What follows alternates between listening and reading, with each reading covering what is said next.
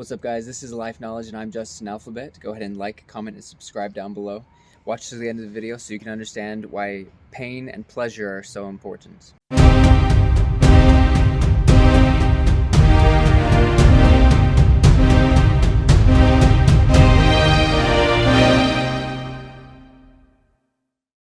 Okay, guys, so there are essentially two different parts to our brain.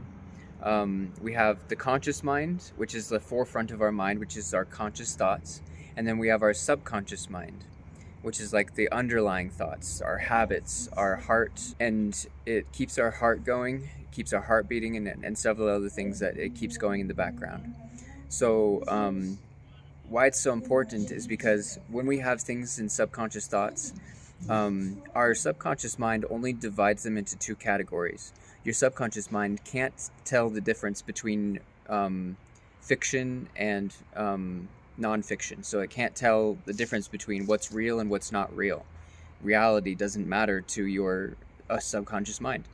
And from the ages of 0 to 7 years old, you're typically in your subconscious state of mind where everything people tell you, you believe.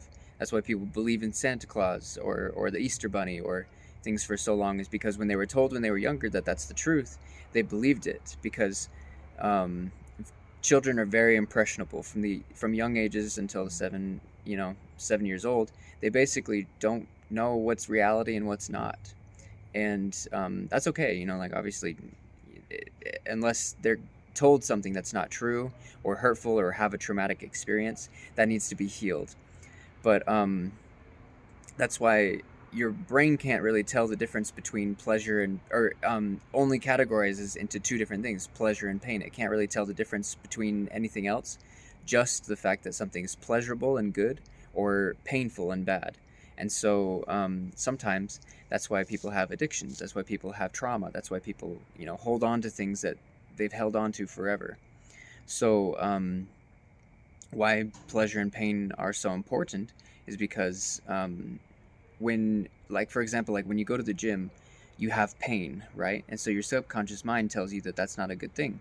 It's hard to, have a diet. It's hard to not smoke and drink and, drink alcohol and things like that, or do drugs. It's hard to, have those things because those are pleasurable. Those would be in the pleasure section. And that's why it's hard to get rid of them, is because there's only two categories. And so it's difficult to switch over some things from one category to another in our life, and that takes therapy.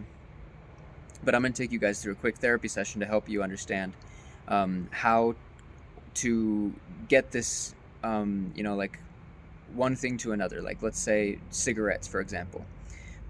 There is a man called Judd Brewer.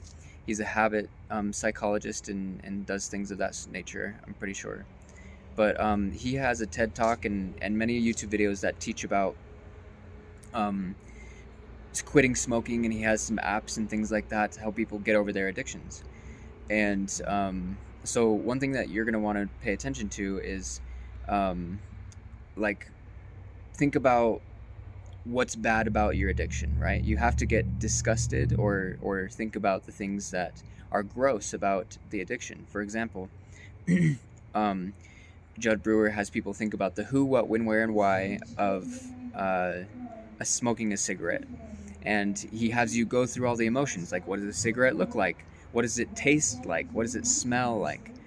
And a person who smokes doesn't typically think about these things because they've been doing it for so long. They're focused on the feeling good, and they're not focused on, the taste of the cigarette. The taste of a cigarette is not good. It's disgusting. So they finally taste a cigarette for the first time since they started smoking again, and they're like, wow, this is actually disgusting. I can't believe I have this in my mouth, right? Which then starts to build a disgust against and place the cigarette smoking into a bad category.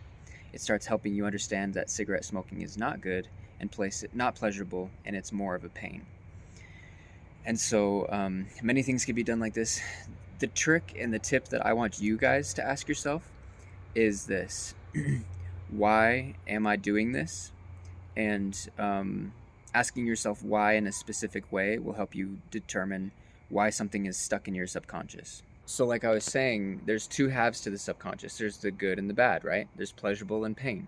And if it's stuck in one side, you have to ask the question in a specific way. So you're going to ask it this, your brain this: why can I stop smoking? Why can I stop my addiction? Why can I become better? What reasons in the positive can I do what I want to do?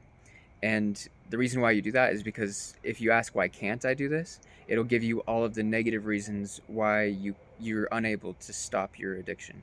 But if you ask yourself why you can stop your addiction, your brain will also give you the reasons why you can, why you're able to. It'll be like, because you've done it before, because you've been able to stop for X amount of days, because you weren't always addicted to this, because you can do anything you set your mind to. You have done everything else that you set your mind to, and you can do this, or things like that. Like there lots of reasons will come up, and so ask yourself, why can I stop this bad habit? Why can I do this? And the more that you do that, the more you ask yourself, why can I do good things? Why can I be good? It'll break through the barrier of the subconscious mind into the conscious mind, and you'll start feeling better, and you'll be able to quit your addictions. You'll be able to change, your perspective in life, and change your habits, and change your behavior, which will then change your future, which will then change everything. You can use this to get rich. You can use this to become happier, healthier, wealthier, find love, etc. You can use it for any reason. If you just ask yourself, why can I find love? Why can I be happy? Why can I be healthy? Why can I do any of these things? Why can you? Ask yourself right now, ask your brain, and make a list. Write down all the reasons why you can. You can do good things. You've done them before. You've done some good things in your life, and it may take you a couple times for your brain to work in this way, because most of our brains lean towards the negative, because the negative is what protects us typically. But the positive can also protect us and work on the future as well. So focus on focusing on the positive, and practice it. Practice asking yourself, why can I? Thank you guys for watching today. Hopefully this video was helpful to you. Share it with a friend. Thank you for watching to the end, and watch all my other videos if you have questions. Comment below if you have questions, and have the day you deserve. Let's level up.